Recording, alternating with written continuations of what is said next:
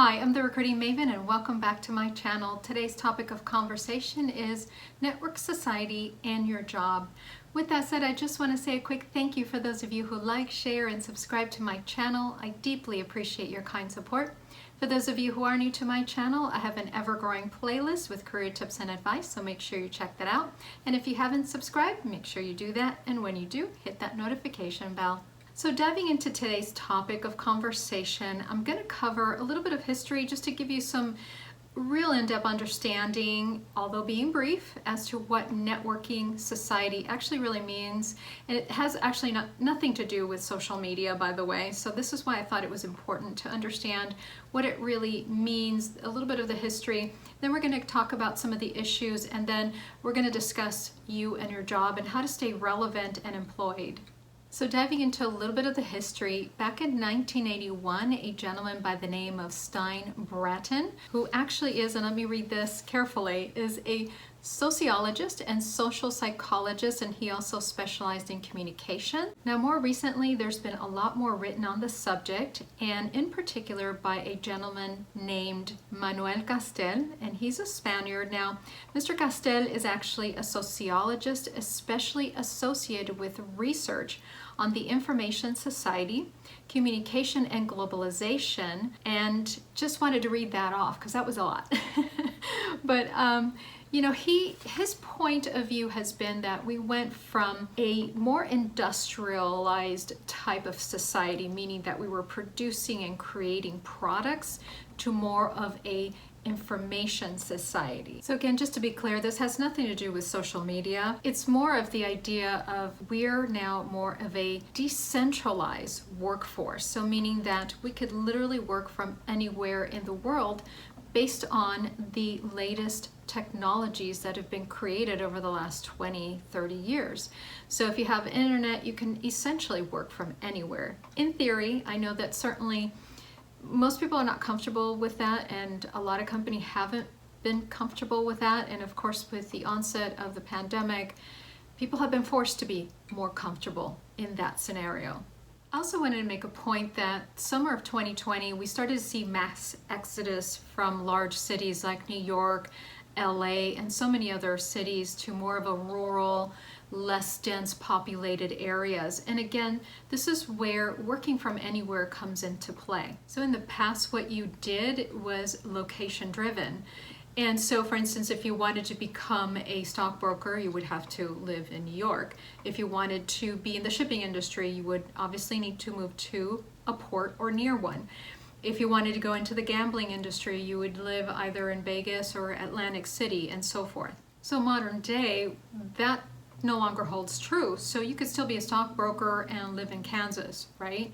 You can be an influencer and live anywhere in the world. You can be essentially a digital nomad. You can travel and work from anywhere in the world because of the internet. In addition, when you look at corporate America, platforms like Slack or MS Teams, where there's a space that you can actually communicate, be able to share documents, have meetings, whether they're video or non-video, and still be close to other people and have that real high level of communication, that high level touch.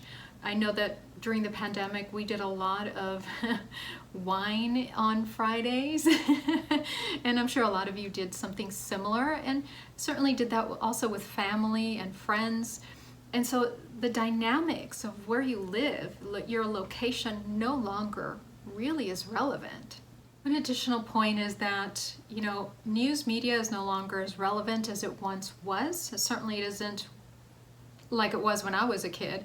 And so, you know, who you subscribe to get your news, to get your information, to get your products and services no longer hold true for like one specific source or maybe a handful of specific sources. You can actually become your own outlet of news for people or information or even job advice.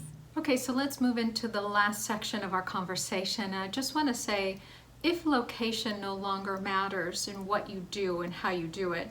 So you can be a software engineer, which is sort of a given, and still work in Spain. You can work in Germany, you can work anywhere in Europe, you can work in India, and vice versa.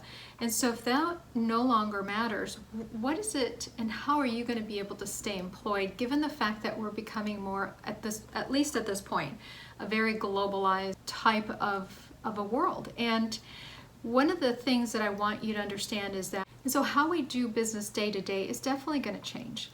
And one of the things I want you to be mindful is that if you go, say, to Spain or to London or anywhere in Europe, you're going to have to change that resume, especially for, of course, from the US. You're going to have to change your resume into a CV, which is a totally different animal.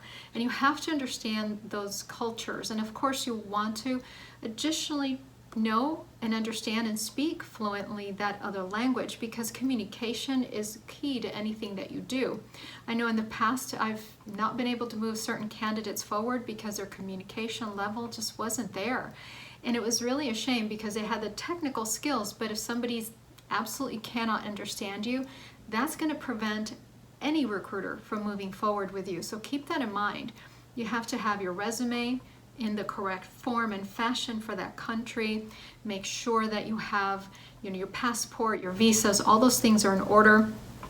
And 3, make sure that you can communicate very well. And that's, I think, the 3 main takeaways of you being able to get a job outside of your current country. I wanted to also add one more thing, and that is competition is going to be stiff, because now you have more people in the talent pool that are going to be available and not necessarily in your area. So if you live in LA, you're going to be competing with people internationally, not just the talent that is available in Los Angeles.